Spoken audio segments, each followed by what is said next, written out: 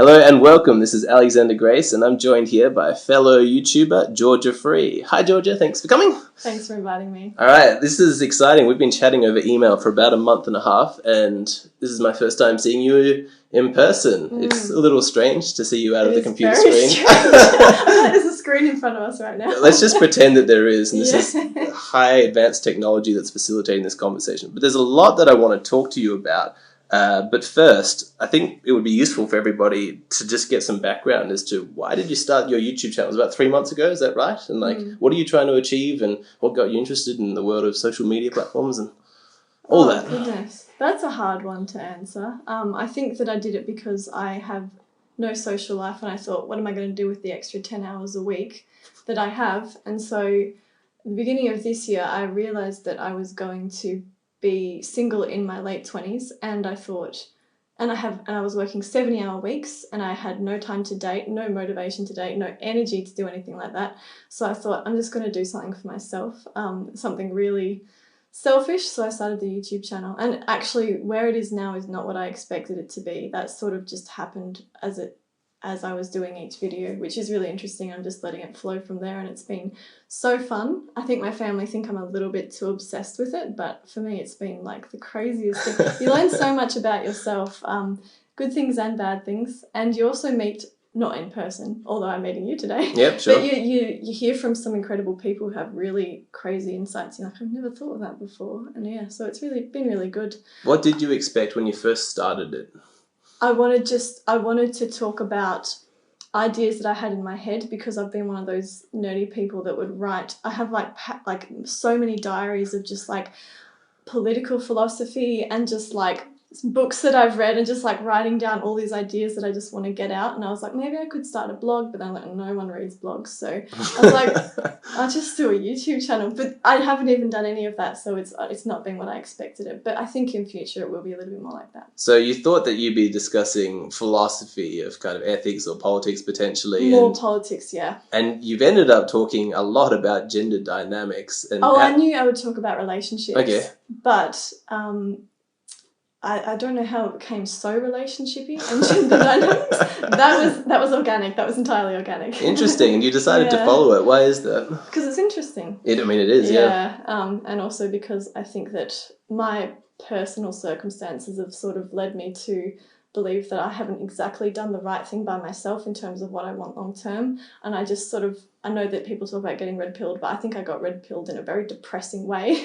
So, but it made me motivated to talk about it so that other people will be aware of it, and so that they wouldn't fall into the same trap. So yep. Thought it'd be something good to do. I think what you're referring to is what I saw in one of your videos, where you were sort of like, I'm going down this very particular path, I've got my career, I've kind of got my goals. And then at some point, this sort of hidden motivations or the unconscious, they came rising up from within you for partnership, family, things like that. And you're like, I didn't have a plan on how to reconcile this. What the hell? This sucks. Is that what you're referring to? Yeah, pretty much. And have you reconciled it yet? Have you fixed this problem? Well, I can't rewind time. But you're still so young. How is it? How are you limited, I guess? Like, what would you have done differently? A 26-year-old having regrets of like, I'm too old. It's just not a very common thing. So I'm trying to get inside your mind as to how this has become a problem. You need to get inside of the mind of like an extremely maternal woman. Since I was 16, all I wanted to do was have 7 kids and live in a hut with my husband. That is all I wanted to do. And every day I think of that. And it's really hard to live like this with that in my mind all the time, knowing that that's never going to be reality. And realistically, meeting someone that's years away, I don't even know if I'd have 1 or 2 kids, and I don't even know if I'll find that connection with a partner. And I did in the past, and that didn't work out. So yeah, right. It's really hard. If you want 7 kids, maybe. Time has gone. That was a slight exaggeration. Okay. But back in the day, I did want that. But now I'm like, every year that I get older, I'm like, I have to knock 1 kid off my list of 7. So I'm down to like 2 You're now. killing your imaginary children one by one. I'm sorry, John. Infanticide. Oh dear. Okay, so you're working 70 hours a week, so you've still got your ambition. It's not like you've completely abandoned the other path to start chasing this other dream that you've got. So have you settled on a particular path, or are you still trying to figure out which way to go? With regards to what? Family or career? It's never simply. been a choice. It's always been family for me. But I just haven't had the choice because we need to work to earn money. And I chose a particularly terrible career in terms of time, which I didn't know at the time. I don't think any 16-year-old knows what they're getting into when they pick that sort of career. Are you comfortable sharing like what your career is? Like, I think most people that watch my YouTube know that I am a doctor, actually, because I've hinted at it a bit. Okay. Yeah. No worries. Well, I mean, it's very impressive. And in addition to helping people and making money and all the other good things that come through a doctor, if you're interested in a relationship, doesn't studying medicine and doesn't that give you access to like other doctors, like potentially great like men that you could be meeting? That's true, but I was also really shy until about 21. I don't think I could talk to a man without freaking out. I'm serious. I was incredibly shy. And then by the time I got to that age, I realised that I wasn't interested in fellow doctors because all they did was talk about medicine, and I was never interested in medicine for medicine. I did it for entirely different reasons, for practical reasons and for the fact that I could talk to people and educate people about how to live better lives and make them happy when they walk out of my room, which is the most amazing thing that you can do. I can't even tell you what it's like to do that for people, but I guess that most people, men in medicine, are there as careerists. The thing I'm attracted to in a man is really not that. It's definitely going to be that intellectual spark that you get, and I've always known that about me, and I just have to sort of throw away the fact that I'm going to marry a doctor because I would never find them interesting. Sorry, I don't know, but But you find them too narrow in their focus. You want more of a Renaissance kind of intellectual, yeah? Definitely, yeah. Yeah. Well, I guess working as much as you are and now what social time you're dedicating to your YouTube channel, it might be difficult to meet people. Do you ever try like those dating apps or websites, or are they just as disastrous for you as they are for most people? No, I have like a few years ago, but you sort of figure out in about a week that it's not really something you can do. But I suppose the context is that I was in a relationship before, so dating wasn't really an issue. Yeah. But it's relatively recently that I've become single, and then I thought, well, I'll just leave it whilst I'm working so much. But next year I've signed a contract to work part-time, like 2 days a week, which is hopefully going to be me for the rest of my life. So I think that solves the problem. That'll be from January. 2 days a week? Yep. That is great. And if you're working as a doctor, I imagine, that would be the equivalent of like 4 days in terms of salary for a regular paying job. I wouldn't know, yeah. Okay, well. But about that, I'd say, I'd still be earning well into I'm not going to say that actually. Let's just say I won't have any issues with money. I think that you'll have the reward for your many years of hard work, and it will be a just reward. You certainly deserve it. Do you sometimes resent the sort of mechanisms we've got where men have to pursue women? Like if you're feeling ambitious and you want to go after what you want, you kind of like, it sucks to just sort of sit around and wait for guys to be interested in me. I'd rather... No, I pursue men, don't worry. You do? I find that very easy to do. Please tell me more. I don't hear that response like ever. That's fascinating. Because the sort of man that I see, I don't find very often, so I'll make sure that he's aware of me, and if he doesn't pick up on it, I'll just go up and ask him. Yeah, wow. But I will give him a chance. Yeah, sure. Okay, but let's be real, that has happened very rarely, and I actually have never been like the dating sort of person and like done all that sort of stuff, so I don't really have much to draw on in terms of experience there. But Well, what I like about your explanation just there is you seem so shameless in a good way that you don't have any hang-ups about going after what you want. You're like, look, I've got a very particular kind of guy in mind. He's somebody who's well-rounded and intelligent, things like that. And if I see him, why wouldn't I go sort of after him? Are you nervous at all that people are going to misinterpret your words and be like, oh, she's got such high standards, or she's so shallow or superficial? I never said anything about high standards or superficiality. What do you mean? No, I mean more that... I don't know if you've noticed, but there can be a trend amongst the more extreme elements of the red pill community to interpret things that people say in the worst possible manner. Have you encountered that phenomenon? Just a little bit, like a lot. Right. So do you ever find yourself, I guess, nervous at all about talking about like what you want in a man just because you know that there's such a huge potential for you to be misunderstood, either purposely or mistakenly? No, because no one listening is actually going to impact on my life, if that makes sense. Really, they're not going to. I don't think that that's actually going to affect me looking for the right things still. And if people misinterpret it, that's got nothing to do with what I'm going to do going forward. Does that make sense? That's just a practical answer, but it's true. Yeah, well, a lot of people, they it affects them because they take it on. You know, they'll listen to the opinions of others, but I'm guessing that's not what you do. No, I listen to everything, and it does affect you a little bit, but you sort of think at the end of the day, well, it's actually irrelevant. You know, I mean, that's a really blunt thing to say, I suppose, but it's what you have to do. And we all have our own like little lives. They're so niche, you know. We can't just take all of that on and get nowhere. Yeah. We can't be sponges, emotional sponges. No, not and stay sane. Yeah. So what's your relationship like with your audience? Like, do you feel like everybody's kind of on the same page as you? Do you have like a diverse audience? I think my audience would be similar to yours. It's about 95% men. Yeah. About the same age as me, and a little bit older. And it seems to be that half of them really hate me and half are absolutely fine with me, because I get so much hate. You must get the exact same thing, but... What are your like to dislike ratios like? Are they about half and half? Some of my videos have been like 1/3 likes, and wow. like 2/3 like dislike. But no, most of them been okay, because I think it's been okay as I've gone along. But the sorts of comments I had to stop reading after a while, because about 8 out of 10 of them would be just not necessarily directed at me, but they were meant to be directed at me. Like so I don't know. It's a little bit tough. Like insults with plausible deniability, that kind of thing. Yeah. But they go over your head because they're not. You know that they're actually not valid for you, but they're said with the intent of being pretty mean. So, you know, after you read about 200, you're just like, I'm going to stop reading now. Just for a little bit. So what do you make of that? Like, how do you rationalize or understand that phenomena of people clicking on your videos when they don't even potentially like you, and they're just like, yeah, like I hate this woman and I hate the things that she's saying, but I still watch her stuff and comment. Like, how do you understand that? It's easily forgiven, because humans are so emotional, and I think the sort of people that are going to comment are going to be the more emotional like people as well. And also you can afford to be more emotional on YouTube, because you don't get any social repercussions for it. That's your true. Friends or your family, they don't read comments you did, and if they did, they'd probably be appalled. But I think we're just really emotional, and some people want to put it out there than not. So I'm never going to get like annoyed at humans for just being like that. I just wish that they would be able to control it at other people so others aren't affected, if that makes sense. Definitely. It can be very sad when you've got people making sincere contributions in the comment section. I mean, I love reading my comment section. Yes, yours and is then good. Yeah.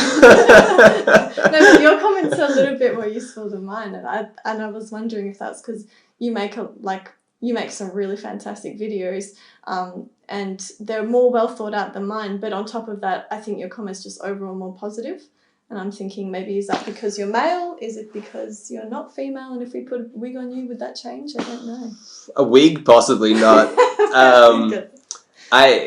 I don't think there's any doubt at all that if I was a woman saying these things, I would attract a large number of just irrational hatred comments, no doubt. So that's a little bit of the privilege that I have in terms of not getting that kind of hatred. But it didn't used to be that way. There was a big transformation. So if you go back, or if you click on my channel and you go back to the first 30 or 40 videos, I don't remember how many I did, but I never spoke. I never gave any of my opinions. I considered myself a journalist, just reporting on this phenomena that I had done research for. So I would write things like, this is what the red pill community says, and I'd go out to women on the street or on the beach or whatever, and I'd say, this is what they're saying. What do you think about this? And I didn't even make any effort to clean up the language that I was reading on these forums, because I just thought, well, I'll give as honest representation of red pill ideas as far as I can tell from the internet to these women, so that they can make their kind of comment.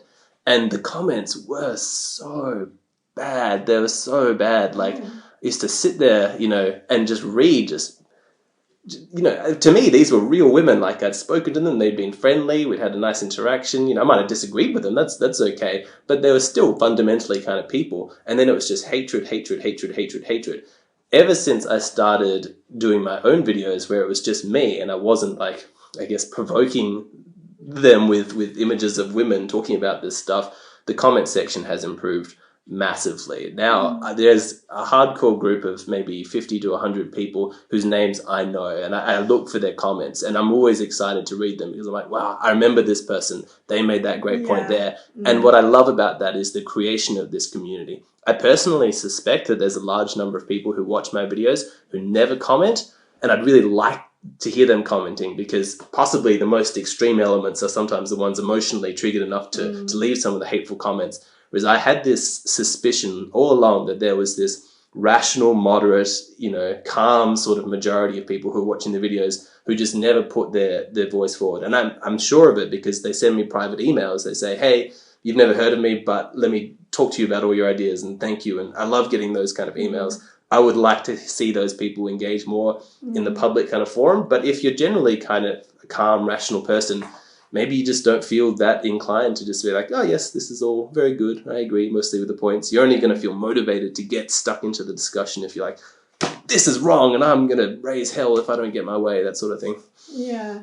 And that's what I love about your channel, actually, because you're like the first channel, like red pill variety channel, that was just blanket neutral. And I remember looking at it and I was like, you've got to have a little bit more siding on here, because most of the red pill channels that I look at that are neutral still take a side, and it's always the male side. And that's fine if it's legit. Warranted, yeah. But it just seems like nothing would ever budge them. But for you, I feel like you are literally just on the fence, or not even on a fence. You're just like removed and neutral, like a third person point of view. I don't know if that's how you are trying to come across, but that's how it comes across, and it's really refreshing. So I think that a lot of the people that wouldn't comment on your videos are people that are just wanting to be educated, and in my mind I call them the red pill moderate crowd. I don't know. I use the same term. Yeah. Definitely. And I'm just like, oh, I wish you guys would comment a little bit more, because like I know that you're the majority. It's just that it doesn't come through. And sometimes they do comment and they're like, the only comment they write is, I cannot believe the comments here are so negative on your channel, Georgia. And I'm just like, oh, that's really sad that you've actually gone and read that, because it's a really poor reflection. But I don't know if they say the same on yours. I've had that one. Yeah. Like, video's great, comment section is cancer, things like that.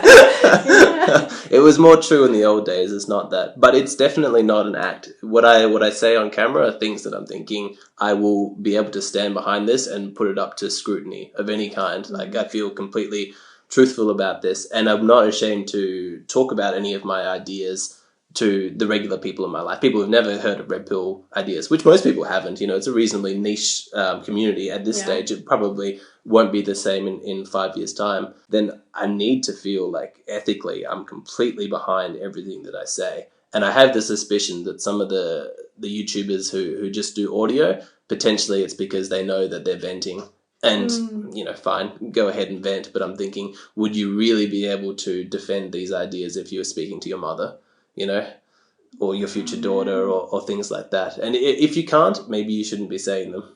Okay, that's interesting. Thinking of some of the videos you've made, you happy for your parents to see that? Yeah. That's for a bit of a personal question. I won't talk about that, but no, I'm absolutely fine. Yeah. Yeah, on my channel, I couldn't imagine my friends and family seeing any of my videos, and I would feel ashamed if they did, and some of them have, which has made me a little bit upset, and I have to hold a few things back, which is frustrating. I'm really sorry to hear that. In terms of like just in terms of being a conservative and being sort of anti-career woman, I know that my mother is not happy with that point of view that I have, because she feels like she's failed me as like the feminist mother that she is, and she's actually absolutely wonderful. Wow. And she's done so much for me, but I know that she's always been disappointed in my sort of desire for a particular life direction. My dad doesn't mind so much, but I would struggle if he watched anything, because I do talk about relationships, and I don't think you wouldn't like to listen to your daughter talking about relationships and men and women. I don't know if you would, but it's just a weird thing, which is what he said to me. I can understand that, and it depends on what kind of a relationship you have, like with your parents, so but my situation is unique and specific, and yours will be unique and specific in its own way. So it's not an issue for me. I remember in one of our earlier emails you said that when you watched some of my videos, you were fascinated and appalled or something like that. And I wanted to ask you specifically which videos you found jumped out as shocking. I couldn't think of a specific one. I think I just binge watched a few, and just the way that you were saying like some of the things are just like, I know that I knew in the back of my head, but you just like vocalize them, and I was just like, oh my gosh, that's just amazing. But the fact that you vocalized that thought was just appalling to me in a way. I couldn't think of a specific one. I'd have to like go back and figure that out. Almost like the moment you've said something that true out loud, then you've left no room for plausible deniability. It was just so raw. I remember thinking, oh my gosh. I showed my sister your videos, and she was just like, oh my gosh. And we were both like going, oh, what the hell is this guy? Okay. It was so funny. No, not an offence in any way. No, but it is interesting. Yeah. I've never really had, apart from friends and family, any feedback from like someone who's essentially like a stranger to me on viewing my videos. And it's an interesting thing because I don't consider what I think or to what I say particularly controversial. But I don't think it is either. Yeah, but I mean, to hear the reaction of you and your sister go, oh my God, who is this guy? That's interesting. Well, it definitely, you talk about things that I don't think many men talk about. Or most men don't talk about this. They're just like not interested in talking about it. No, I don't know what I'm trying to say. But yeah, no, I just think that what you said was so raw that it was just so like you just get hooked into it. Yeah. Well, yeah, hopefully that's how I build subscribers.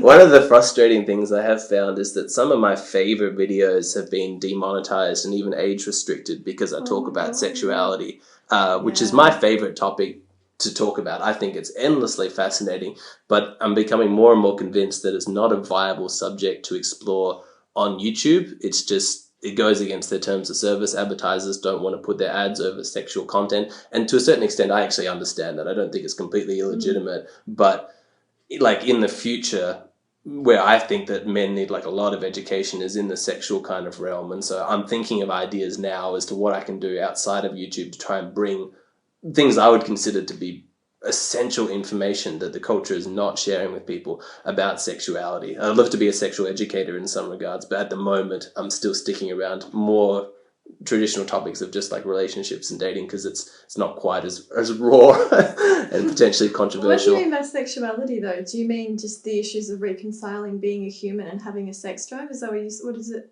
So what is it that you mean by that? Definitely that, but also the dynamics that go on between people. Like, what is sexuality? Where does that urge come from? How does it find its expression? Is the expression good? Is it bad? Is it healthy? Like, I've got so many thoughts about all of these various topics, but it's just one of the last kind of taboos. I think that even talking about relationships are a bit of a taboo. So I don't know if you've ever had this experience where you've got two friends, they're in a relationship, and things seem to be going fine. And then one day you get the news that they've broken up and you think, what the hell happened? And you get the raw story and you think, oh my gosh, there was so much going on in their relationship which I never knew.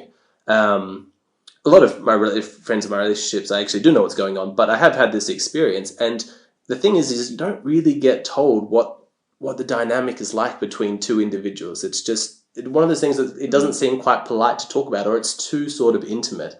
And that's why it's quite interesting, and I find Red Pill videos interesting to watch, and why I find the content that I create interesting to create is because let's actually focus our eyes and our gaze into this place where previously you weren't sort of looking.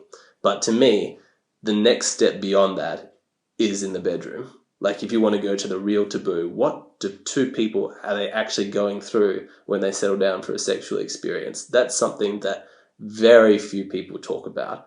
And I love to talk about it. I think that's really, really, really interesting because I find the taboo completely unnecessary. I mean, obviously it's not great if everyone's just going around sharing their information without any kind of context. But I think that with close friends, it should be one of those topics that you can talk about, because for any hidden pockets of like shame or fear or insecurity, it's probably a case where if you actually talked about it, you'd find other people going through the same thing, and just through communication, you'd start to feel better. And that's what I want to do, is I want to start to communicate and potentially say the kind of things that everybody's feeling or thinking, and be like, right, here's what is going on for you right now with regards to all of this, so that people can be like, oh, I'm okay, I'm normal, thank you. Somebody finally talked about this thing, which I've always wanted to have a conversation about, but no one ever talks about it. Yeah, and I want to be that person ultimately. That's my probably end goal. Yeah. Yeah, that's. I think everyone would be interested in that topic because no one is not interested in the topic of sex. Like, I just cannot. No one. If they are, they are just not human or asexual. But it's interesting you say that because I love going into this with patients, for example, because one thing that patients will talk about, people will talk about bedroom politics will be with their doctor, which is an interesting thing. And I spend a lot of time just sort of trying to weed out issues. And I think that would be the same as like whenever I refer patients to sexual counsellors, they would go into a lot more detail. But for me, I just try to sort of get the basics, try and figure out if there's a medical issue and if it's psychological, which it invariably is, then refer off, but always give that reassurance and just make sure that, you know, they need to talk to their partner. The key is talking to their partner. No one does that. I don't know why. They just don't. It's the weirdest thing. I'm like, oh, have you talked to your partner about this? Like, no, I haven't. I was like, what? Maybe it's start with that. I don't know. Yeah, so it's really interesting you say that because I think that we don't talk about that much. Okay, so parents don't talk to their kids about it because that's a really difficult thing for a parent to do. Like, when do you do that? How do you do that? And then young kids don't really talk about that to each other because they just want to sort of one-up each other, but they don't need to talk about the nitty-gritty, like, emotional, raw stuff. Oh, and it's bad information that they heard secondhand that they're passing on. That's wrong. It's a disaster. Kids teaching kids. No good. And, you know, you can't teach it at school. You just have to learn it as you go along. So for a lot of people who just aren't really good at self-reflection and don't have that really good personal insight, which is a lot of people, just because we're not taught how to do this, they just sort of, it gets on top of them. So it's really good that you, who has really good insight about human psychology, can actually start to dictate and sort of verbalize some of these things, because I think a lot of people are super hungry for that. I think so too. When I look at it, I think the reason that I'm interested in it is because it seems like that's where you could do the most good with the least effort. It actually wouldn't take that much to do a massive amount of good in my mind, because there's just such a desert of information about that kind of thing that just introducing a couple of oases could just, you know, quench the thirst of millions of people. So but yours is also very much, I suppose you can't avoid this, but the dynamics between the genders comes into the bedroom a lot, and also it's sort of, they work both ways. So I suppose that's sort of what interests you as well in terms of like, you can't talk about one without the other. And then you have to talk about not just that, but how that affects society, how it affects how we raise children, all that sort of stuff. So it's actually a huge topic. Like, massive. This is connected to this, which is connected to this. And it's one of the reasons I'm quite glad that I changed the name of my channel about 6 months ago, I think. It used to be called Red Pill Interviews, because I only ever intended to do these street interviews. And then when the channel kind of took off, I was like, all right, well, I want to keep doing this. I've got thoughts on all kinds of things, but I don't want to just be limited to the things that the Red Pill talks about, even though I haven't got through a fifth of the things I want to talk about with regards to the Red Pill, so it might be a while. But ultimately, I'd like to be able to discuss almost any topic, and just having it as my name, that gives me that kind of that freedom and flexibility. Oh, I thought your name was always Alexander Gross on YouTube. Yeah. But the other good thing that you do is, like, you actually do that thing where you find like a topic from Reddit or wherever you get all of your topics, and that just highlights like a really specific niche. And so you actually, like, there's so much you could talk about just within that niche, but then there's like so many of them, so you could cover a lot just by picking little things out, and everyone's going to be able to relate in some way, which is really useful. I think so. And I think that even if it's not a topic that they personally are dealing with, like I've never been married, so I don't know what it's like to go through this divorce like this guy's talking about, there's still a basic anthropological fascination that comes from listening to the problems and advice and solutions of other people's personal lives that you can just store somewhere in the back of your mind, and it just gives you greater insight into human psychology and motivation overall. I think there's something to be gained from any of those posts for anybody, basically. No, but you are so unique in the fact that you can stay neutral. Like, I'll just like say that 100,000 times, because I don't think I've seen anything like it in like a male YouTuber, like actually just a YouTuber in general. In terms of just saying, looking at the sides and not taking a side based on your own demographics, which is what a lot of people are doing in the Red Pill community, which is what I find. Does that make sense? I finally understand where you're coming from. And okay. Yeah, no, because in my mind I was thinking, oh wow, like I feel very biased, but the thing is that it's definitely not based on any demographic. My bias is against the person who's displaying the greatest rationality, the person who's acted the most ethically. Oh yes, of course, yeah. And in my mind, I'm hideously biased towards that person. Yes, but to me, that is the obvious way to divide people, if it's even necessary to divide people. Your gender, your race, your sexual orientation are such primitive, superficial ways to draw distinctions between people. You have so much, if you're a man, you have so much more in common with a rational man with a rational woman than you do as a rational man with an irrational man. You know? And so why would you form a team with him just based on the fact that you both have a penis? That's not a good means of organizing a tribe together. So what I'd like to see is people who are fundamentally rational and ethical kind of banding together and being like, no, so you're a feminist extremist, you're a red pill extremist, you guys are all together. Us sitting here where we're actually going to discuss issues rationally, objectively, with facts and truth and mutual respect, we're all in this team. And even if we disagree, we're existing within a framework that is fundamentally healthy at its core in the way that it operates, rather than one that is emotionally driven and sort of charged. Yeah, but the problem is that I think some people are biologically, probably genetically, have a tendency towards groupthink and group identity. Women slightly more than men, and that was probably evolutionary because women are better off sticking together, just because it's easier to survive. But there are some people who just have that tendency towards being a part of a group way more than others. Yes, everyone technically can rationally outthink that tendency, but for some people it's going to be really, really hard to do, and it's just going to, it's like stroking their little like group think like penis inside themselves, and that's what I see a lot in the red pill community and amongst feminists as well. So getting beyond that is going to be really hard for some, but if we just find people who are like on the edge, who are thinking, oh yeah, we've got to get out of this like picking a side, like I'm white or I'm female or, I'm smart and you're dumb, that sort of thing. If we can just get past that and just sort of realize that let's just take everyone as just a brain. Does that make sense? Just as a brain, and that's it. No, I think we're on the same page. A brain and a heart.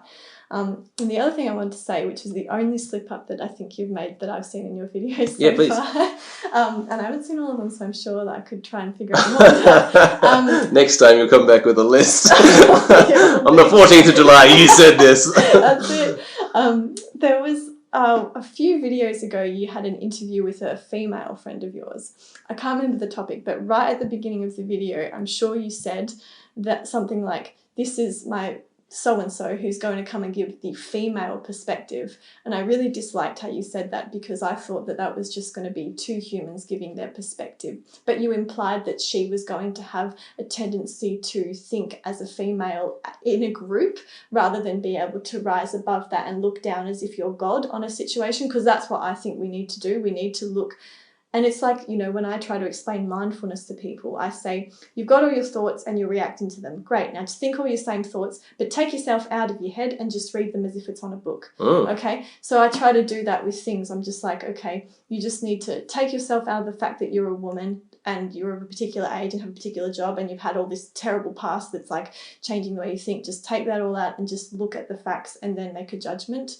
And you can't always do that because we are emotional, but there has to be certain things that you do that for. So I disliked how you said this, she's giving the female perspective, because I thought, well, actually the perspective is not female, it's valid as a human perspective. Does that make sense? Yep, it's a completely valid criticism.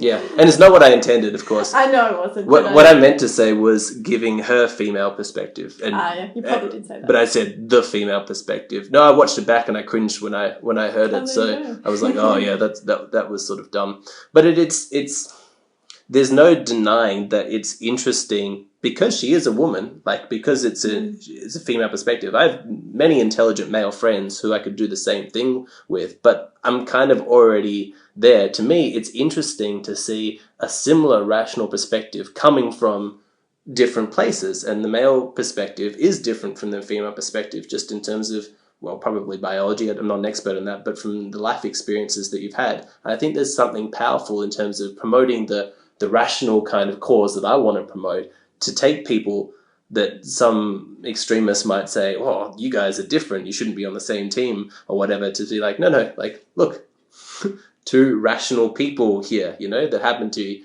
men and women. And I think that where this gets really interesting now is this is kind of, I think, part of the appeal of your channel, if you don't mind me saying so, is because you're talking about issues and you're a woman. That's interesting. Like, I even find it interesting to watch because hearing some of the perspectives that you have on things, I've heard men say before. I haven't heard as many women say before. And while the thought itself might not necessarily be that much different than what I've heard, the source makes it interesting. Oh, there you go. It's interesting to hear you talk about these things. So, I mean, are you aware of that? Like, is it something you're conscious of? Something everyone is aware of in the world is the fact that women are not interested in intellectual ideas and politics anywhere near as men. That is a fact. We do have different brains. We both have the same ability to rationalise, but that we have different barriers to get there. And the big barrier for females is that we're just not as interested in it. It's sort of like how people say men are so much better at chess. They are slightly more intelligent men at the high end of the IQ spectrum, but on top of that, women are just not interested in playing it at all, so don't even pursue it as much. So there's like two biases in there, but it's the same thing here. Like, I think women just aren't as interested in talking about this, so they don't, and so it's super saturated with men.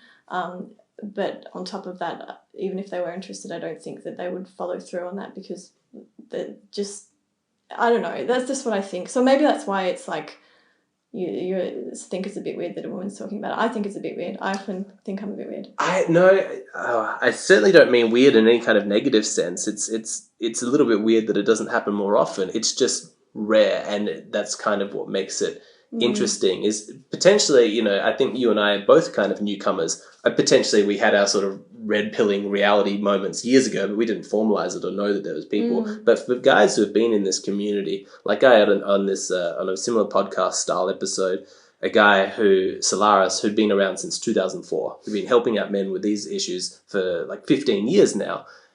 I don't think at that time there were 26-year-old pretty blonde women on the internet talking about the things that he's talking about. That was not a reality for him. And so suddenly it's like, wow, this is interesting. This is different, and there's a certain fascination appeal there.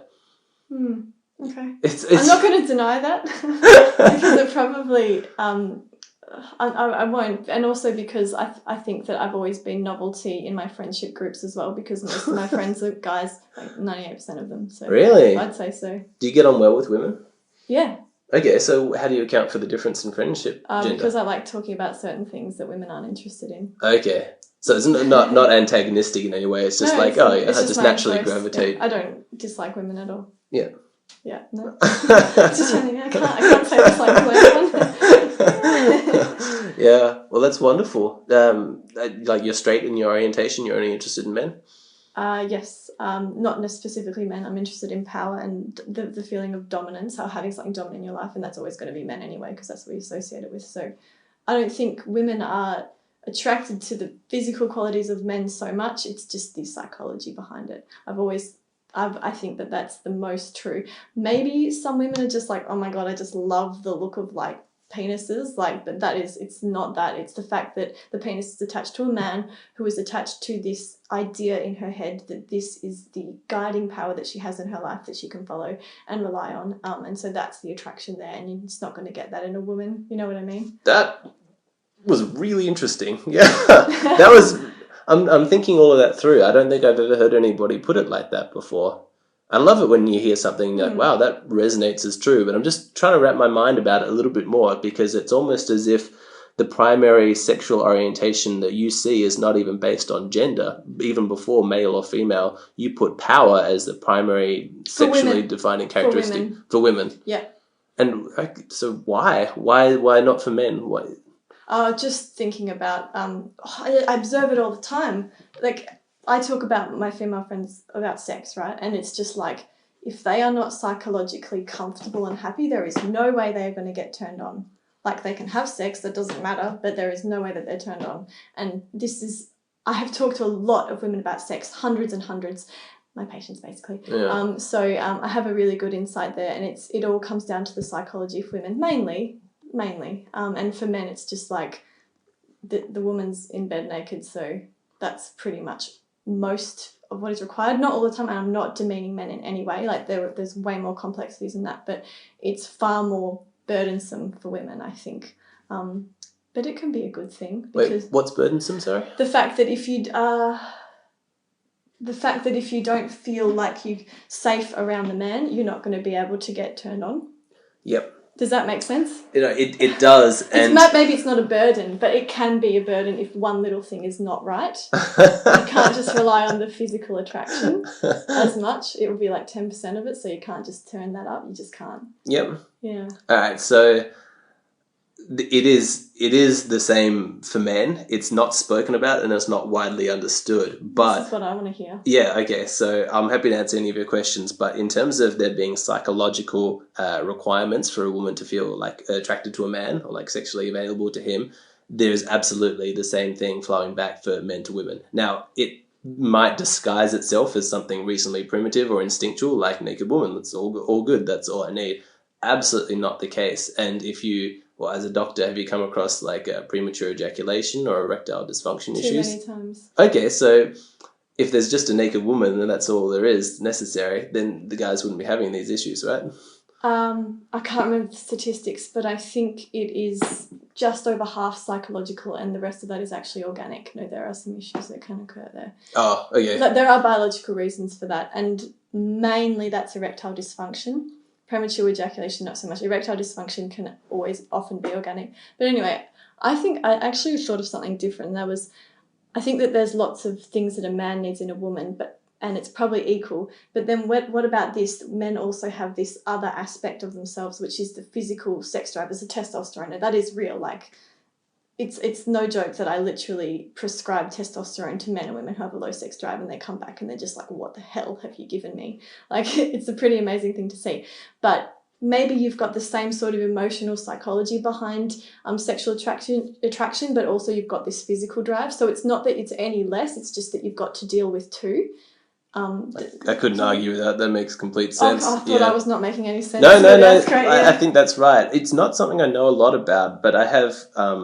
it's surprising how much of my education comes from my comment section as people watch a video like that and they're like, well, that was good, but you didn't take this into account. And I'm thinking, I didn't know what that was. How could I take it into account? So I go and do a bunch of research, and some of the links that I've been led to linking things like testosterone and sexuality and also violence, like the testosterone's kind of behind them both. And I found that really, really interesting. So when you say that there might be a psychological, but also a purely brain chemistry, like you just dump testosterone in some guy's brain, he's like, man, I just need to fuck like straight away. I'm like, yeah, I can probably see that. That actually makes sense to a certain degree. But I do find it probably stings a little bit though, because there's an element of, there's like an undercurrent of shaming that comes about men's sexuality when it's reduced to the purely testosterone. And I find it upsetting and insulting that men's sexuality is painted in our culture as something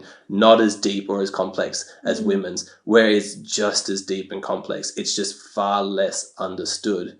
And when you go right into it, it's really, really interesting. Male sexuality is extraordinarily complex. It's fascinating. And the way that it works is amazing.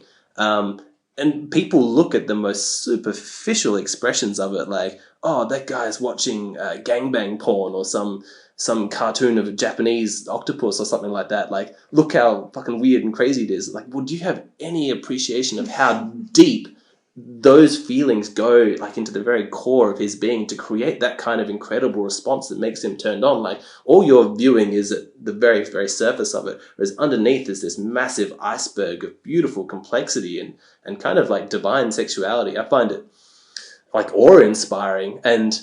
But who talks about this? You know, it's like, oh, female sexuality is this mystical goddess type energy. And yes, but also the male has its equal equivalent.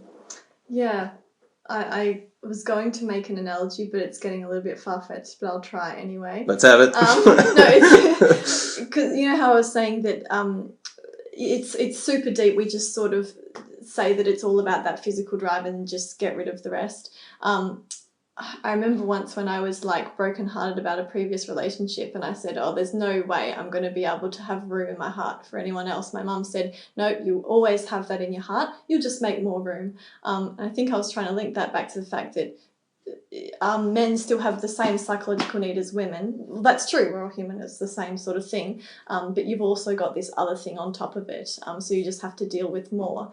But anyway. That testosterone, it's not experienced as a purely physical sensation too. With it comes a resurgence of very animal-like instincts which have a psychological impact on you as well. It's almost like somebody they're listening to a piece of orchestral music and then someone throws a ripple through it, like another note, and then it harmonizes through all the other instruments, adding a kind of 3D layer of complexity to what was already an incredible sound.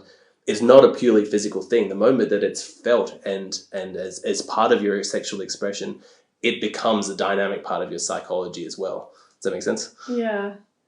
I just got a really scary thought of like my own self, because I feel like I have like an incredible drive and just ambition inside. And I was like, if I was a male, I cannot imagine how crazy my head would be, because I would just suddenly be more intense about like every single thing in my life. And I'm just like, I don't know how I would deal with that. I'm sure you'd be fine. So tell me more about what is actually so appealing about being in the presence of something powerful. Like, what does make that sexually appealing? Because as a man, I can say with complete honesty, that doesn't make me sexually excited to be around something incredibly powerful. Oh, I'm glad. That would... Well, no, I mean, it wouldn't be a bad thing. I'm more likely to be homosexual, I would guess. Yeah, that's exactly right. Yeah. I suppose that's a lust thing. I think that's a lust thing on one side and also a feeling of security on another. So I think if I've said similar things in previous videos of mine, basically, and I recognize this as rather biological, but I'm happy to go along with it when it works because it's always awesome. But it's that as a woman, I want to feel like I'm protected, and the way that I figure that out is I need to have someone who is powerful, and that for some reason it makes me feel comfortable and safe, and there's an element of lust to that as well. It's not love. That is not love, but that is just the initial attraction. That is what I call the spark when I go on a date. Because I've thought a lot about what the hell has created a spark in my head, and I've realized that if I view the man as above me, I will have that spark. If he is below me, I will never ever even think twice about him. And that's very interesting because I'm thinking he's a beautiful man. He's capable in every single way, but for some reason my brain has perceived him as lower value. And I can always figure out why I've perceived that as lower value, and then I go back and rationalize it. But it is hard when there's another man right next to him and you're just like, okay, I've got that, and it's just so much easier, and you stop having to get stressed out about the fact that you're not attracted to him. Yep. But yeah, I think it comes from just knowing that you've got someone safe beside you. Yep. And I think that, yeah, it's not relevant now, but back in the day, if you and I were together, I would just be totally physically dependent on you. Not just for pregnancy, but just like for almost every physical endeavor ever. So there is a huge difference in physical abilities. And you talk about, did you hear about how Serena Williams, you know, Serena Williams, a tennis player, she challenged one of the top, she said, I reckon I could beat like at least one of the top 10 men in tennis players. She couldn't beat the top 200th male tennis player. She couldn't beat the average college tennis player. She couldn't, really? She is about average with them. And that is the difference. And she herself was so shocked at it. I'm shocked, wow. Because she's good. That is the difference. She is good. Yeah. And she sounds good when she makes those grunts, but it's insane. She had an interview about playing, I don't know his rank, but someone that was quite far down, a male, and she was just like, I was doing the same shots that I do to a female, but he was just getting there faster. And she just couldn't predict it. And I was just like, that is it. That is the difference. And I was so shocked. What a cool experiment. I can't believe I didn't hear of this. This is amazing. I only heard about it a while ago, but then I looked into it and found so many other examples across all sports. And then apparently there is only one sport where we are equal, and that is shooting. Because it doesn't. So I was like, oh God. So That's really interesting. I hope this isn't sexist, but I'm actually surprised men aren't better at shooting. I would have thought from an evolutionary point of view, like seeing game or prey like at a distance would have benefited men in some way, but I have no idea. Possibly, but also seeing a predator in the distance would have benefited women. So yeah, sure. So they can run or scream like, "Husband, go kill that mammoth or whatever." We're going the other way. So what I find interesting about what you just described is how with women finding something like attractive because it's powerful, every woman will probably universally find that power attractive, but what they interpret based on their personal experiences as powerful can differ for every different woman. Yep. So what I've noticed is there are some women who they fear for their safety in a physical sense, and then they'll go after your bodybuilder kind of types. They want the ripped, most powerful physically man that they can, because that makes them feel safe. Whereas if you've had a woman who's really encountered a lot of intellectual kind of chaos and she doesn't feel quite safe understanding the realm of thoughts and ideas, she goes after somebody who's at the top of his game in academics, someone really, really smart, because to her, that guy's powerful, he's got the moves. Then you get women who are attracted to like spiritual guru type people. It could be, you got women who are attracted to really good looking guys simply because they dominate the social realm. She's had really like a lot of social awkwardness. He's like, wow, he's powerful in the social realm. Look how easy he is able to mingle with people and meet new people. And so, first of all, do you agree with this? Oh yeah, definitely. So everyone has their own attraction. What particular characteristics in a man do you interpret as powerful? Like, is it you want a guy with the biggest muscles, the biggest brain, the biggest bank account? Lots of women have got that. Where do you sit, or do you just want it all? No, I don't want it all. I think I'm atypical in this, but it's mainly intelligence for me. If a man is smarter than me, I'll be happy with that. If he's dumber than me, I honestly can't. I really struggle with that. Yep. I really do, and that's just me. And that's tough for me because statistically, 99% of men are going to be dumber than me, which is annoying. But 1% still quite a lot. There's a lot of men out there. Other than that, there's obviously age. I think I'm attracted to older men, but I think that's associated with wisdom and intelligence as well. So if you found a young guy who was smarter, you'd be I think that would be fine. Okay. Yeah. So real talk, how much do looks play into your... Oh God, I don't know. That would depend. It would depend on the guy. Yep. It would depend on everything. Like if there was someone who was super good looking, that would matter. But say he was half good looking, like say average. Yeah. If there were like these other qualities, it would be fine. Say he was below average. If there were all these other qualities, all you need is that spark, and you got to find it easy with someone who's better looking. Like that's obvious for everyone. But if there are different qualities to make up for it, then that's fine. But it's different for every woman. Women who are not interested in money, or if they're purely interested in looks, and that's it for them. It's just going to have to be looks. Yep. And the other thing, it really does depend not just on looks, but for me, if I'm just to go into like what I'm attracted to, I don't really care about like the colour of the eyes or like any specific thing, but I will always be attracted to a square jaw and broad shoulders, and pretty much anything in that category I'm relatively okay with, but that's just me. Yep. And I think that's a lot of women. It's not just you. I'm just describing everyone. So that's what you say. Now let's test the theory by listening to your actions, not your words. As you go back through your past relationships, have you dated men who were more intelligent than you, that you did find attractive, but objectively speaking, you knew that other women didn't find them physically attractive? Have you ever dated any man like that? I really don't have much experience to draw on. We'll loosen the definition to, have you ever been attracted to a man like that? Yes. Yep. Mm-hmm. Yeah, cool. He rejected me. Yeah, I'm just trying to think. I really don't want to go into my past relationships just in case. Of course, no, yeah. Simple surface level answer was fine. I was just curious. Yeah, I really don't have much experience to draw on, unfortunately. Do you find men intimidated by you often? Yeah, but then I'm not attracted to them if they're intimidated by me. So they're basically invisible to you, yeah? Yeah. Well, because I'm not a very confident person, so confidence is what I find attractive. Even if it's superficial, I find that attractive. So if they're intimidated by me, they're not going to come up and talk to me, and I'm going to perceive them as not confident because they're not talking to me. How do you reconcile... I reconcile that very easily, though.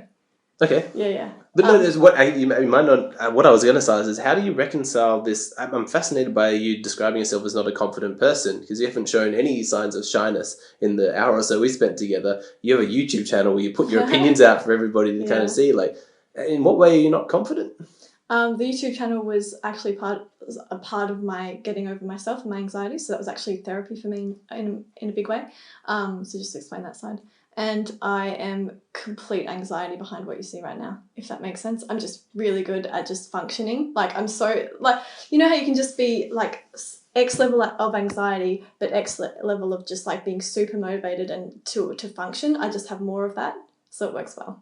Okay. So, yeah, you combine those two factors into a working model of a person. It does. Like, it could ruin a person. I think a less motivated person with my sort of mind, like neuroses, would just be completely effed and not be able to leave the house. But for me, I've got so much motivation to just, like, do everything by the book that it's not really an issue. I just have to, like, deal with the feelings inside. But that's just me being rational. I'm really looking forward to this opportunity to educate myself. And I mean that completely sincerely because I can't really understand from a first-hand perspective what it is that you would be necessarily like insecure about. So I guess what I'm saying is if I was to imagine myself, to put myself inside, you know, your experience, your body, your brain, and things like that, I'm thinking, well, I'm obviously smart, you know, I'm still young, you know, you're not fishing for compliments, but you know, you're pretty. Like in my mind, I'm thinking, won't life be reasonably easy? I imagine you're getting like positive reinforcement from most people wherever you kind of go. And I know that that's not the full perspective. I know that your experience is a lot more deeper than that, but that's why I want to ask, because it's not obvious to me, you know, what necessarily would be the cause of any kind of insecurity. I don't know if insecurity is the right okay, word. Sure, yeah. What would you say? I think it's more just anxiety about how people are going to judge me and if I do something wrong, and just going through my head, oh my God, I said that and this person's going to think I'm crazy. Have people judged you badly in the past?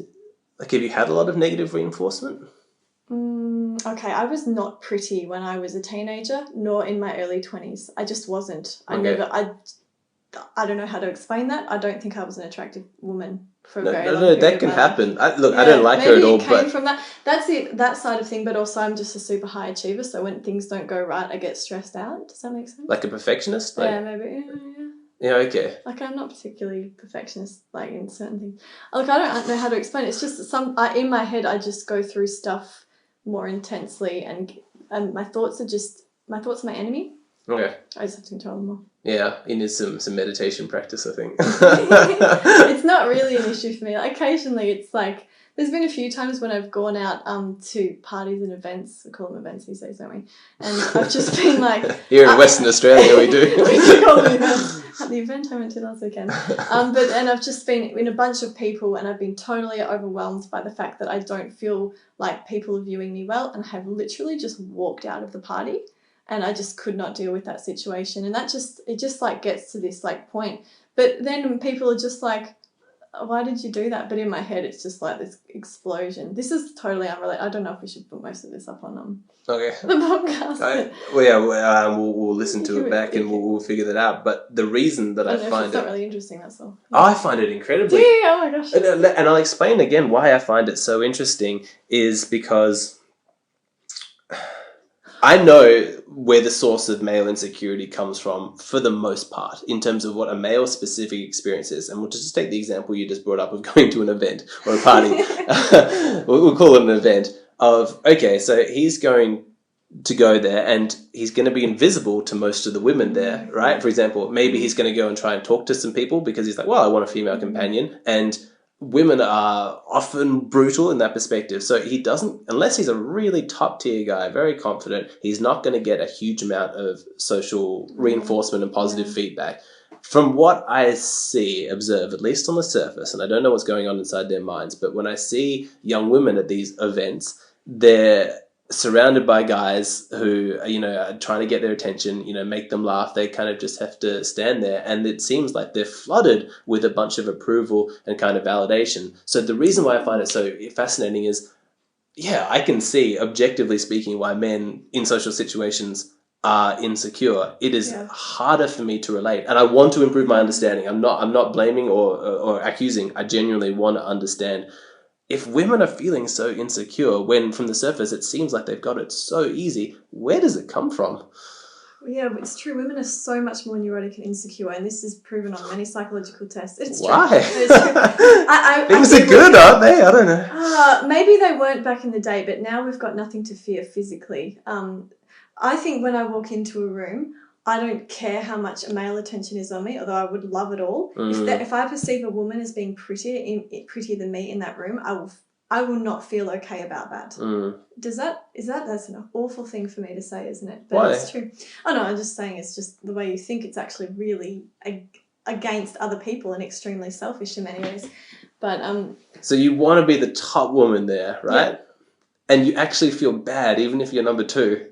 Well, because if you're number 2, all of the attention will go to number 1. Really? But that can't be the case, is it? No, look, I'm making up a hypothetical situation. Never been in a situation like that. No, we can do whatever we want in this hypothetical situation. Dragons are about to arrive. No, there was something else I wanted to say from what you said before, trying to explain these insecurities. And I actually had this conversation with my mum a while back, because when I was in my previous relationship, my anxiety level was a lot lower. And I realized this because I felt like I had got a guy and I felt like I didn't have to stress about that. I think a lot of my insecurity comes from the fact that I'm scared that I'm going to be single for the rest of my life or something like that. And when I was in that relationship, it was really good for a while. When it started to go bad is when I realized the relationship was going bad and I lost that security, and it just came all the way back. So yeah, it was interesting. That's just one little insight there. Well, I think that many men will be able to relate to what you've just said. The feeling like if you can't attract a partner, that there's like, oh God, like you're missing out on something, or you're not worthy of attracting a partner or something like that. I think that where it gets difficult and why we need to have more conversations like this is because I think it's really useful for men to hear that you have those same kind of fears, because on the surface, I think a lot of guys will just be like, well, she can have almost any man, but you want a very specific man. So do you feel like you'll have that feeling of not being validated or feeling of failing in some kind of way if you've got a partner but he's not your top choice? Like is it basically you win or you lose, or is there some kind of middle ground where it's like, yeah, I haven't got the top guy, I'm not massively attracted to him, but he still likes me, so I feel just as good? Or is like, no, unless I can have the guy that I'm interested in, I will feel bad? Well, I guess this is where love comes into it, doesn't it? Because I think for that initial attraction, you're always going to want to have like someone you perceive as like the alpha, right? But once you get to love, you're not really going to care, because that sort of stuff goes out the window. I don't know if you've ever experienced that, but the difference between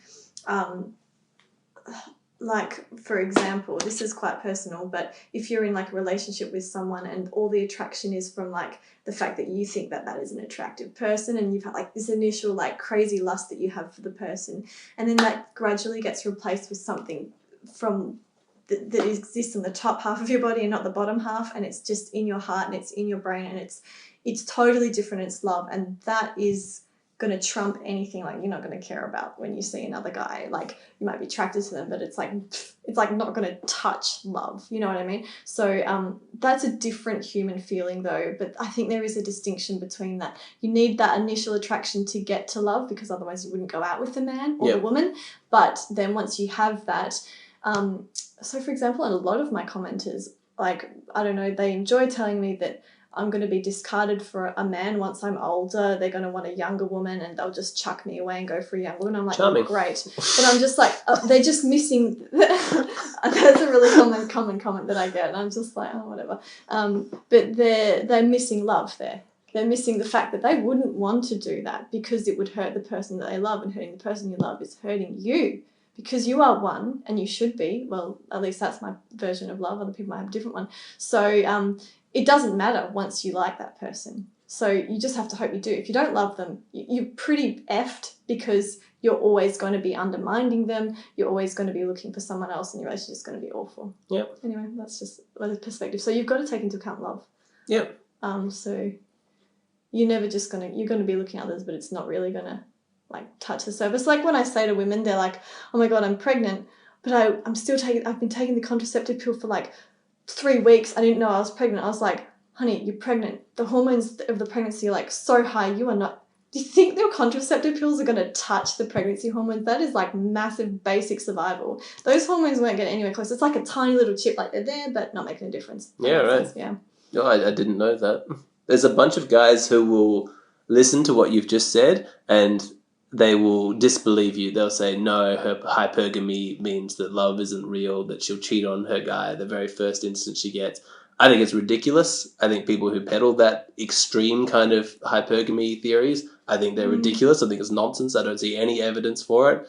I've known heaps of couples that are long into their relationships. I know there's a bunch of crappy ones as well, but often they break up not because of hypergamy. They can break up for any number of reasons. And so when I listen to you say that there's a bunch of guys in your comment section who say you're going to be discarded when you're older, the way I understand their psychology, I'm thinking, what kind of person goes onto a channel, watches a video, and then leaves such a mean kind of comment? I'm thinking it's some older guy who would love to be in a relationship with you, is pissed that he can't, and so rather than, even try, he'll just try and make you feel bad as a kind of way of reclaiming some lost pride at having not have the option or availability of being with you. Is that how you understand it? Yeah, it's so black and white and it's obvious that they don't really touch you, those sorts of comments. Some of them get a little bit close to home, like the ones that they talk about how I really have just like wasted a lot of my early 20s. I think, yep, that's a little bit hard to hear, but yeah, ones like that are absolutely ridiculous because you can see right through them. And I think 90% you could see right through of those mean comments because they're just coming from basic human psychology. You're just like, oh, you're saying that because of that. It's nothing to do with me. Goodbye. Yeah, sure. It's easy to diagnose. Yeah, it's just like, it's not really a bad thing. Do you worry about women watching your videos where you're like,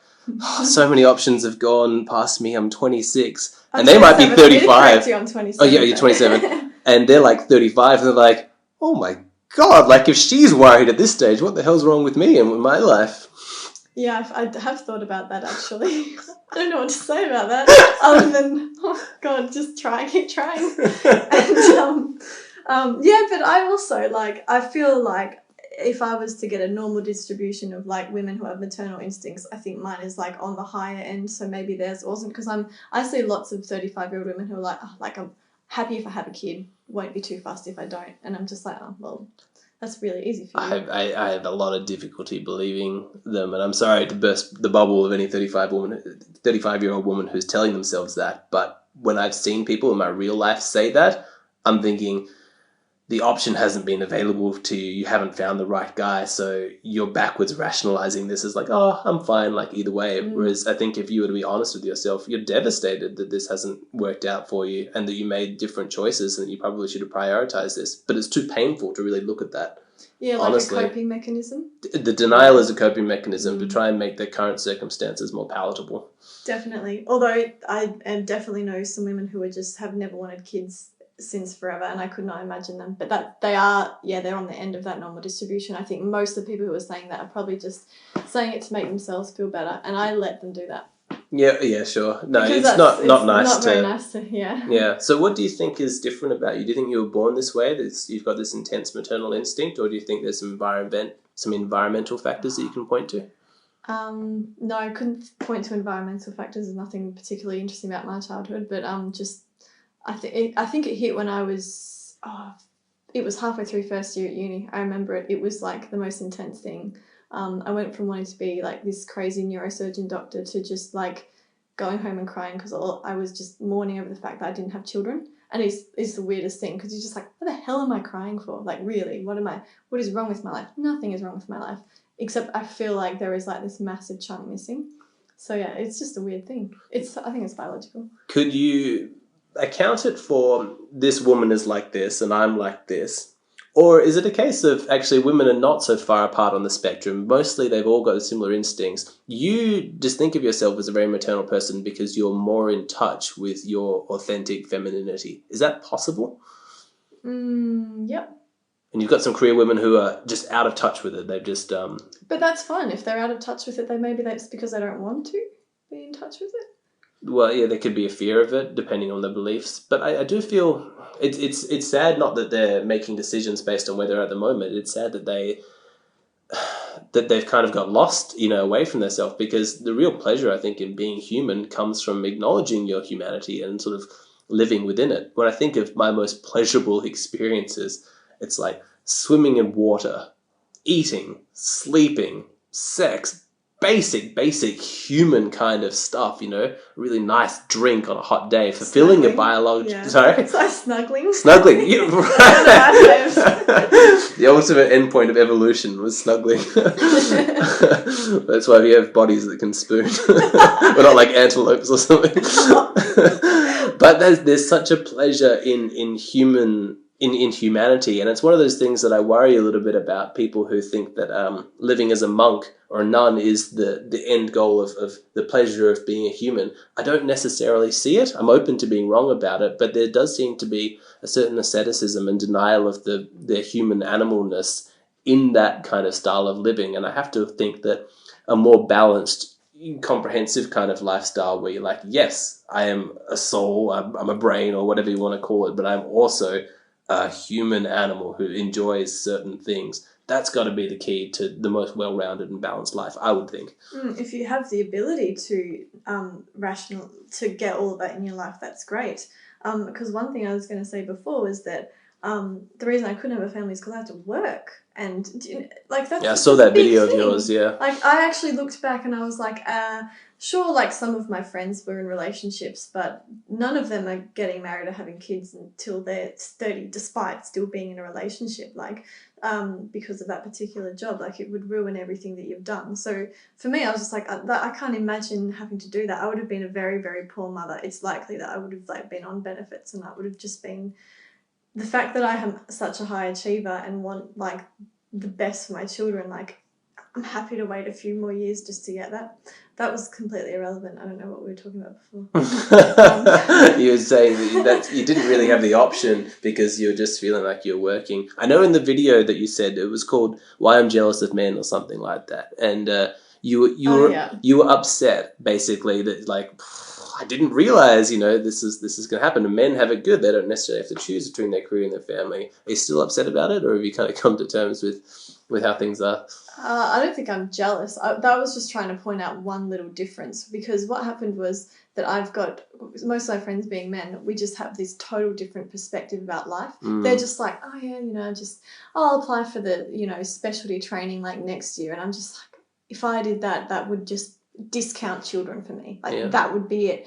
And a couple of others have just gone and bought 2 houses.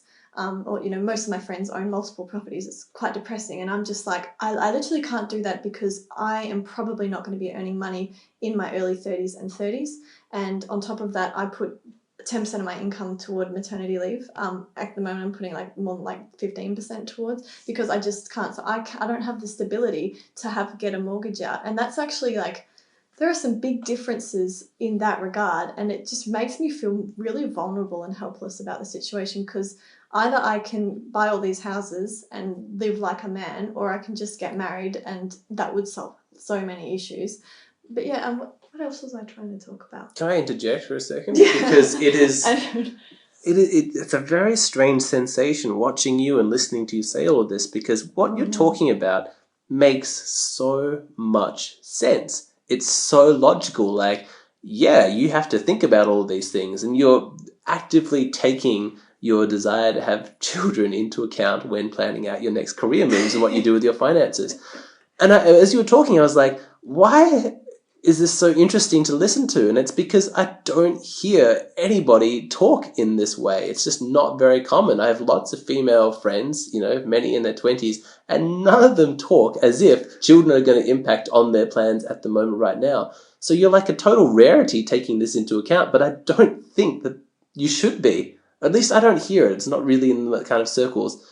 Oh, but most females probably would just be totally in the mindset that when they're married, they won't have to earn money at all. And also they probably have a lot less ambitions. Don't have the drive to make riches and all that sort of stuff. So maybe that comes into account, because I'd say that I'm definitely on the top spectrum in terms of ambition among females and just wanting to do stuff. But yeah, I suppose it is a little bit weird to hear that in a way. But it's reality. I've been to job interviews and they've said, look, this is off script. Are you married? And they just ask me that, and I'm just like, nah. And what they're asking me is, are you likely to get pregnant?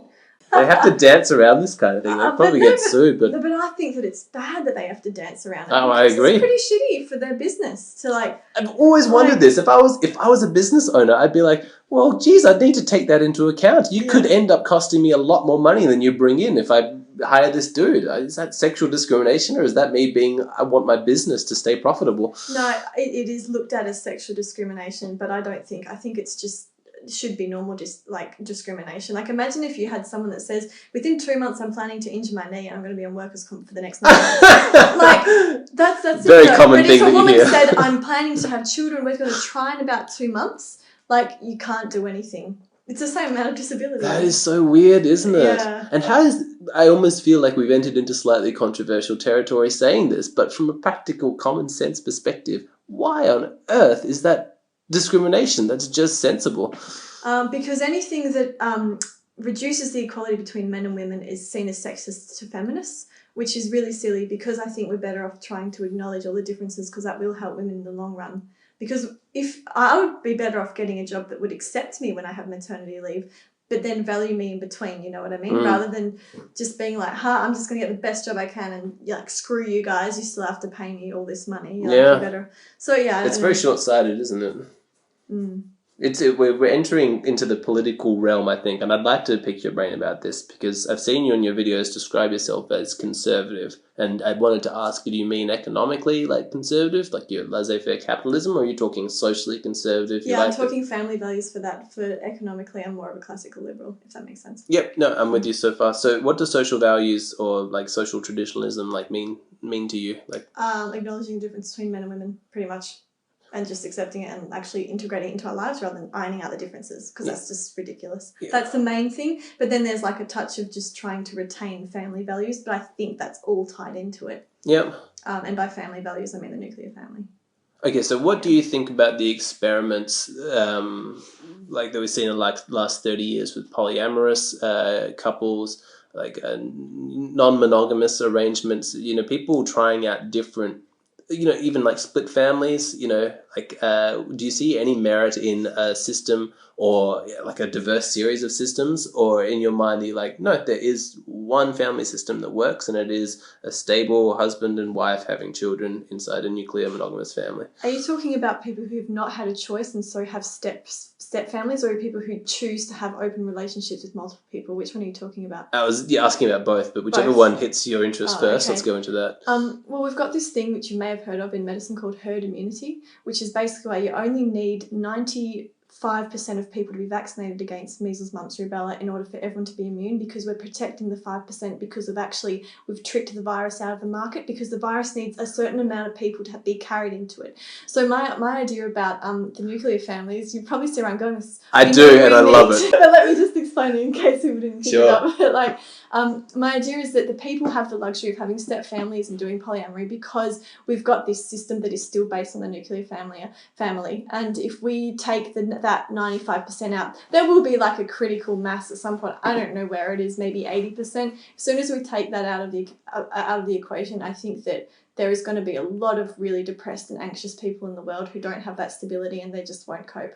And I think that society would really struggle. So we need to have like that basic building block, and within that, then that allows other people who don't quite fit into it to have their own freedom, and I'm happy for them to do that. But I just don't want people to think that monogamy is destroying anything, because I still think it's like the best system we have so far, and then we're basing off the system that they can actually go and do stuff, because if we weren't like this, we probably wouldn't be here today. Does that make sense? Oh, yeah, it makes so much sense, and it's nice to hear it like expressed with that clarity. Never had anybody tell me that in those words before, and it's honestly not something I've thought about in relation to that, but I can draw many different parallels. I can draw them from my own life. What kind of society, in terms of abundance, has to be achieved before a guy can talk about relationships and men and women to, a camera screen and put it on the internet and then somehow still survive, like not get eaten by wild dogs? Like, how useful is it that we've got an entire system of automated and laborers and people like that actually keeping the country going? Australia cannot be a country of 25 million YouTubers. That is not sustainable. I fulfill an extremely niche share of my contribution to society. And I think it would be the height of hypocrisy to point at people working at the docks or as truckies or whatever it might be, you know, tradies, labourers, whatever your profession, and say, oh, well, that's, you know, completely unnecessary. Look at me, I'm able to do fine, you know, making, you know, content for the internet.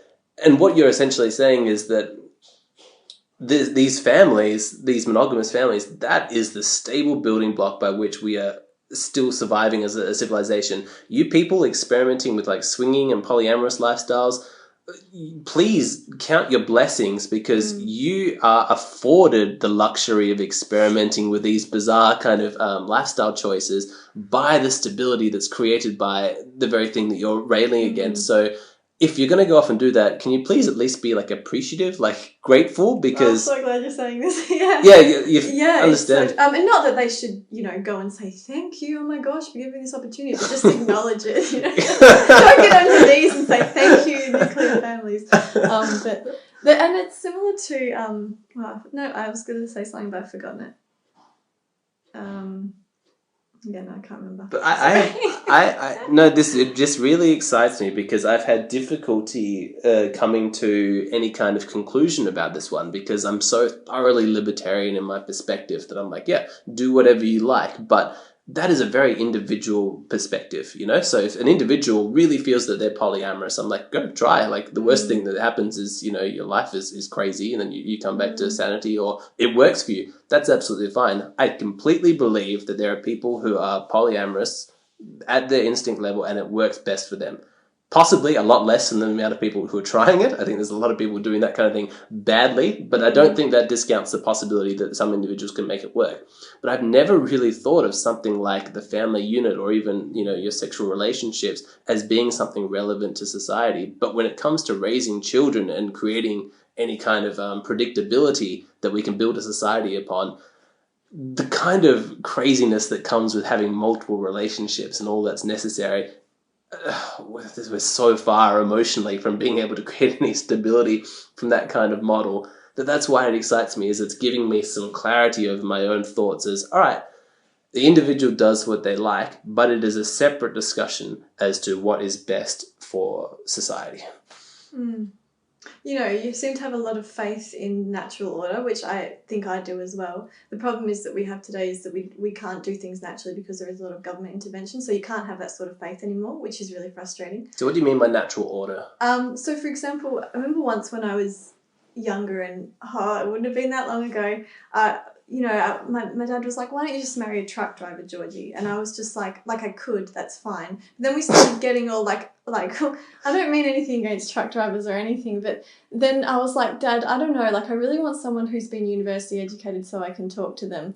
And, you know, that sort of thing. And then we got onto a discussion about how everyone in their different life with their different ideas, like how he's saying people working at the wharf, like we need people who have specific interests that are going to make them want to drive a truck and be happy with that. Because if everyone wanted to be university educated, everyone would be retardedly not interested in driving trucks. Suddenly, though, you'd earn a lot of money being a truck driver if that was the case. But so we really need everyone to have different interests, but we don't actually, because we've already figured our society based on it, if that makes sense. And then what we're doing now is like taking away all these different incentives for people to like do particular things because we've got welfare and all these sorts of things. So we're going to start to lose a natural order, and we're going to tip into a balance. I don't know, like I'm not saying doomsday stuff, but like there is balances that we are every day, little things are tipping too far one way, and, you know, incentives are lost. Like already, for example, I know that I don't want to earn over a particular amount of money because I go into the next tax bracket,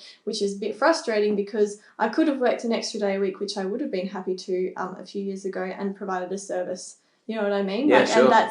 And I could have, I don't know, that's just one example, but of how the government is creating an artificial system. And then we can't act naturally in it because it isn't natural, and then suddenly you lose faith in it.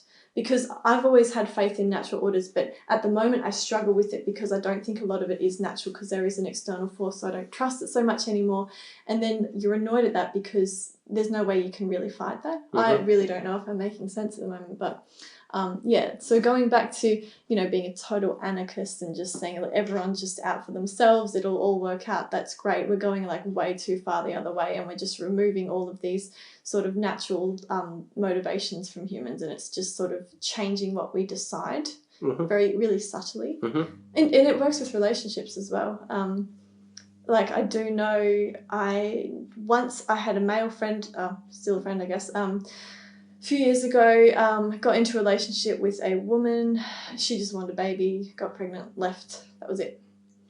And she could only do that because she could get welfare. That was the only reason. Yeah, sure. That is the only reason. And that has completely intruded upon like something that should have been so much better for that child and that woman, which was actually having a good relationship. So can you see how that's actually like changing the decisions that we make? Because it's just... Definitely. I see it all of the time and I went to university with what I like to call social engineers, people who had their ideas about how people should behave, and it's not like they grappled with the ethical, quandaries of it and then came out one side. They had no appreciation for what they were doing in terms of the application of force through government to restructure things the way that they want. The forced redistribution of wealth through welfare programs or whatever like that, it wasn't even an ethical question they grappled with. It was just like, yeah, we can do it, so we should. I had this idea that society would be better if we did it like this.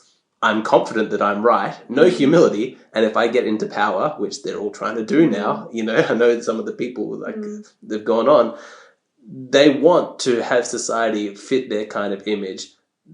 Terrifying. I find the lack of wisdom, the hubris involved in that really, really frightening. And I think that the best government, the best system we could have is one that most closely resembles the natural order and pushes us towards what would ordinarily be, kind of going on, rather than creating an artificial sort of environment. There's probably a slight middle point. I will say that in my earlier days, when I was first coming into contact with a lot of these ideas, I was seeing reality in terms of a glass half empty. I saw a lot of those controls and I was like, this is bad. We've got to stop this. We've got to prevent this. As I've gotten older, I have developed a lot more appreciation for what we do have in terms of the freedoms that we enjoy, like here in the West at least. And I don't think I've changed my opinions, but I feel like I'm seeing reality more closely now, where I'm like, yes, these areas, they're problems and they need to be addressed, but my God, things could be so much worse. And, people like Jordan Peterson have really helped renew my appreciation for the West, if that makes sense. How did Jordan Peterson get into it? So when he talks about how bad things can get if you start playing the, intense Marxist kind of, game, when you can go to places like Venezuela or the old Soviet Union and actually see what happens when a government becomes completely dictatorial. I see government excesses here in Australia and in other Western countries, and it makes me sad.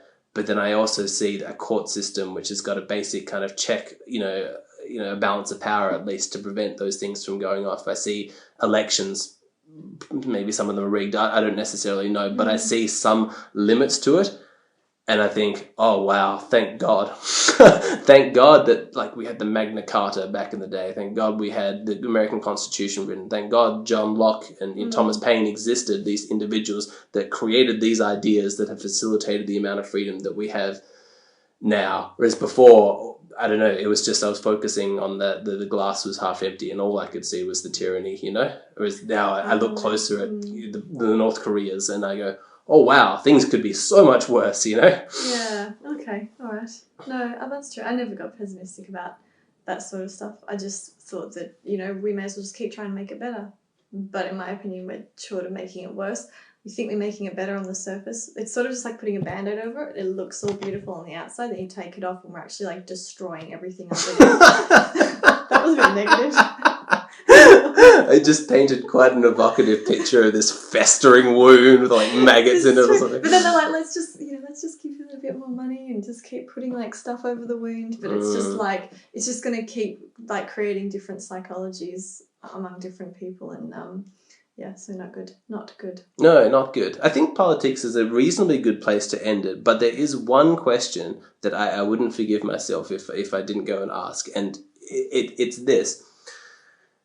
We're changing topics completely. We're going back to the men that you find attractive, because what I want to know is if you're interested in finding kind of the top kind of guy, like the guy who makes you feel the safest, like the most powerful guy, right? Or yeah. Okay, so how do you feel like if you want a guy who's more intelligent than you, wouldn't you understand a guy who's like, you know what, Georgia, I'm looking for a girl who's more intelligent than me, so I'm not interested in you. Like, I'm sure you can understand, right? Yeah.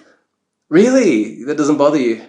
Well, I just have to hope that he didn't want... Well, because if a guy wanted a woman who was more intelligent than him, that probably suggests to me that the guy wants a woman who is more powerful than him. And that's not very common among men in terms of, like, feeling like you're the superior one in the relationship. And by superiority, I'm not attaching that to value. So hierarchy does not equal value. It's just a hierarchy of psychology, if that makes sense. Yeah. So I think if a man was... Once I went on a date, okay, this was like one of my first dates ever, and I was, you know, a med student, and this man must have been saying, this is great, she's going to earn a lot of money, and he said, you know what, I would love to be a stay-at-home dad. And I looked at him, and I could not have been less attracted to that prospect, because I thought like I was dating a woman who wanted me to be like the powerful one and, you know, the emotionally strong one. I'm not saying that men are more emotionally strong or should be, but like I think men are slightly more emotionally stable in terms of where they function, except at the extremes, which is probably the men who are really low in agreeableness. So I don't know if it's kind of related to just going back to intelligence. If this man that I dated clearly wanted me to be the more intelligent one, that, like across all areas, that is fine. I do not care. It's just that I'm not going to get attracted to that in return. I want someone who values the intelligence, but I don't want them to get off on the fact that I'm like more powerful than them, because I'm not going to be able to keep that up, because like I could do it like for a bit, but that would be really emotionally at your own stressful. expense, right? Yeah, like I would be like I can do. It's like when you're in a sexual relationship and like the guy's like, I want to be like dominated, and I'm just like, okay, right. I can do that once. I can't do that every night, because I'm not going to be interested in that, and that's going to be a really tough part of the relationship. Yeah, it's a favour, but it's not going to be mutually enjoyable. Yeah. It's so like, oh yeah, I can do that for you. Like, it would just be a really stressful thing, because I think it's a little bit unnatural. So what, if a man was to name his top quality that he's looking for in a woman, like his top characteristic, what could he name that you would respect the most? Probably loyalty. Because that would mean the guy is smart and has his head screwed on. But definitely... Just to bring it back to intelligence, as always. No, it's true.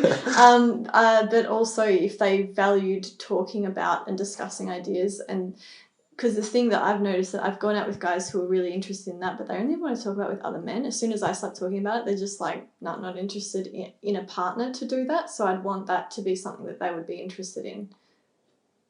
That...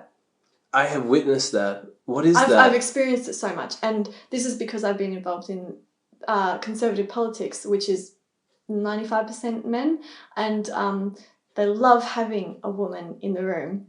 They love having a quiet in the room. And I experienced it. I was like, wow, I didn't realise that it was this like intense, but it's so true. Yeah, wow. It's like the weirdest thing to witness. And in a group, like I would say something and everyone would just be like, yep, okay, moving on, and then just keep talking at each other. This is an exaggeration, but there were a few moments where I was like, is my feminist brain like trying to like make something that doesn't exist? But I'm sure I wasn't. But that's just an observation. I did not hate them for it. I didn't think it was bad, but I would... It doesn't sound good.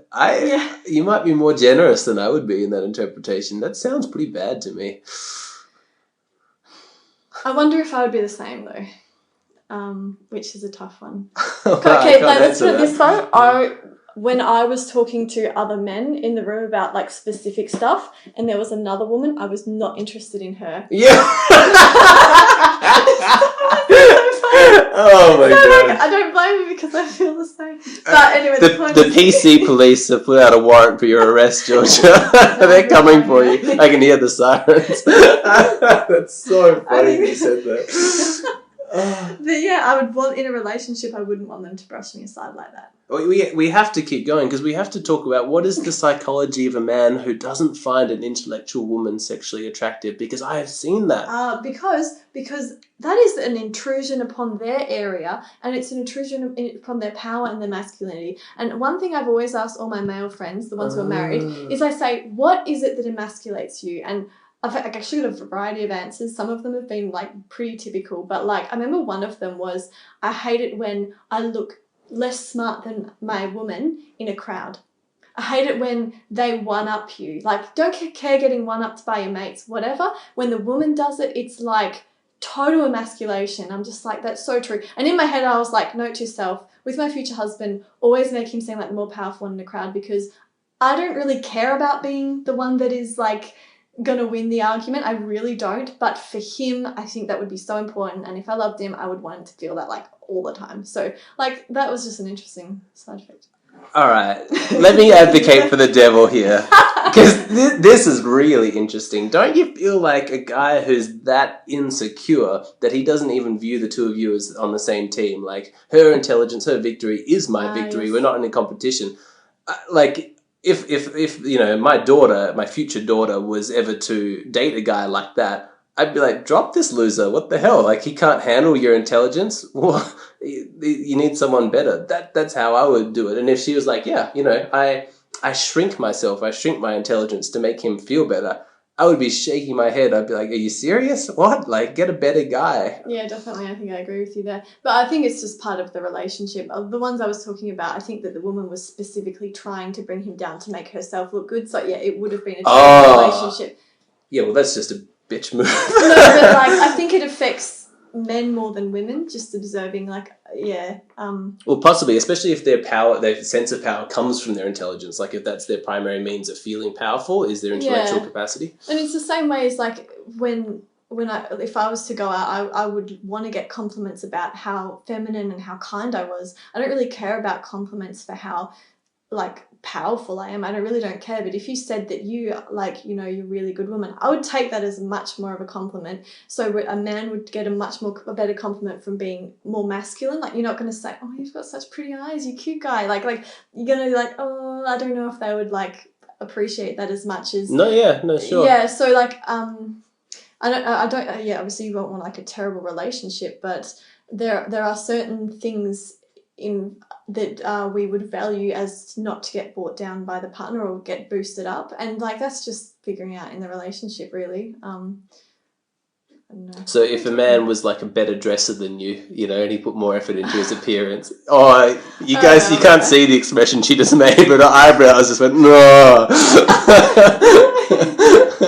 No, that would be fine. Really? Oh, okay. No, I'm talking about being feminine, not necessarily like better looking. Okay. So I'm trying to think of something traditionally feminine. If he was complimented as being a better parent, would that bother you? No, because it would be a better father. Men and women really shouldn't compete, really, in a sense. They've kind of got their own lane. That's what I mean. Yeah. So, like, a lot of the time, like, with... I'm thinking of a particular friend who told me this story about how, I don't know, something happened and he was basically made to look like he was the silly person in the relationship, and like just basically, you know, the expression like whipped. Yeah. Like it was basically like he got whipped in front of his mates. And he said that was probably the most embarrassing part of my life because they were all just like, mate. And I was like, it was such an unnecessary exchange because the woman was trying to compete with men. And this is what annoys me about a lot of the comments I get on my YouTube channel. It's basically like women are inferior. I'm like, no, you're comparing. It's like saying cars are inferior to boats. Do you know what I mean? So true, yeah. Like, I'm just like, stop it. Like, it really annoys me. And then what they do is that they associate that inferiority with, like, inferiority of value and their subhumanness, and then women shouldn't vote. And it really, like, annoys me. I'm just like, guys, it's not logical. But I think that, yeah, just trying to make things equal is really stupid because it's basically, like, trying to make men and women equal is, like, trying to get a doctor and, like, a psychologist and saying you guys should do equal stuff. Mm-hmm. Do you know what I mean? I couldn't agree more. Where did this idea that just because something is different, one has more or less value? Especially when we're talking about the two halves of humanity in terms of gender necessary for the propagation of the human species. Like, obviously both genders have a role to play. You know, what on earth is the point of disparaging one entire gender just by claiming yours is superior? It is the most ridiculous form of tribalism. And it is embarrassing how many people in the red pill community fall into it, because it's meant to be a movement about coming to grips with the truth, with reality, facing it no matter how difficult it is. And yet emotionally they can't even progress past the women are less strong, so therefore they're worse. You know, that kind of basic level of thinking. But not surprising nonetheless, unfortunately, just considering the average emotional intelligence of people in general. That's a bit awful to say, but it's not surprising. It really isn't surprising that people get emotional about stuff. I'm never going to get annoyed about that. But I've never felt so tribal towards women other than being in the red pill community, because I felt like I'm being attacked for being a woman, and suddenly like I've been forced to defend them. And I really hate defending women because I don't see the point, nor do I see the point defending men, because I don't think it's something that we should be attacking each other anyway. It's like me trying to defend something that I find is irrelevant. Like, you know, let's defend the fact that we think that the sand in Australia, on Australian beaches, should be whiter. Like, I do not care about that topic. But I feel like if people are like saying, oh, the sand is all yellow, I'm going to feel like, no, just shut up and back off. Like, that's what I feel like I'm having to do in the red pill community. I feel like I have to defend women. And in order to get on men's side, I feel like I have to pander extra to men, which I don't really want to do, because I also don't want to isolate women and feel like I'm men's side. So I try to take the in-between route, but that isn't very helpful either, because I still have like a female voice and a female face. So I feel like you have to go like more towards it and get people emotionally on side, which is the way to win all arguments at the end of the day, is like getting people on the emotions. Some people will be won over by rationality, but I think the majority will always be won over by emotions. And once you've got the emotional switch on, then they will start thinking rationally. It's like whenever I try to convince women of particular like rational arguments, I don't sit there and say, let me tell you about John Locke and the founding fathers of the US and why we should do this. I say, what do you want in life? And then once they've figured out that, I'm saying, well, actually, I can tell you how to get that, and just like take it from their point of view. So I think it's the same with red pill stuff. You have to say, well, what is it that you want? And they've already figured out what they want. And now they're post-rationalising it. Like, I think that a lot of red pill men got there through emotions, and women. I was probably also got there through emotions, and then rationalised it afterwards. But some people just never get to that. It's fascinating. I've never heard anybody say that before. There's a lot of wisdom in it. I'm going to reflect on that one. Also, I think I'm speaking to not everyone, by the way, in the red pill community. Yeah, no, of course, yeah. I think that the most people who are watching this will be what we hope are the red pill moderates, you know. We hope. Yeah, I think that gradually people who were really enjoying my videos as a venting space, against women, they've gradually left, largely as they just didn't find anything in my content to sound off against, It was just... it was too reasonable. It was too, that they hopefully they've moved on somewhere else. And I really like the audience that I've got at the moment. I still get the occasional comment which makes me shake my head, but for the most part, I'm like, wow, there's a lot of really smart people here. And I really liked your video. It was called How to Red Pill a Woman, I think in brackets gently or something like that. That was speaking to emotions for women as well. Yeah. Like, it was rationally doing that, but through the emotions of a woman. I think I need to reflect on this personally inside myself, because I'm embarrassed to say that if this is operating inside me, I'm not even aware of it. It's happening without I'm not saying you do, no. But no, in terms of the way I get convinced on things, potentially I'm just like everybody else. I'm getting convinced through emotions first and then hearing the rationality afterwards. But if that's what's happening, I'm not aware of that. If you'd asked me, I would have been like, oh yeah, I'm coming from this rationally. And so I'm interested now to watch myself the next time somebody's presenting me with an idea to see how it's being assimilated and interpreted inside myself. I don't know.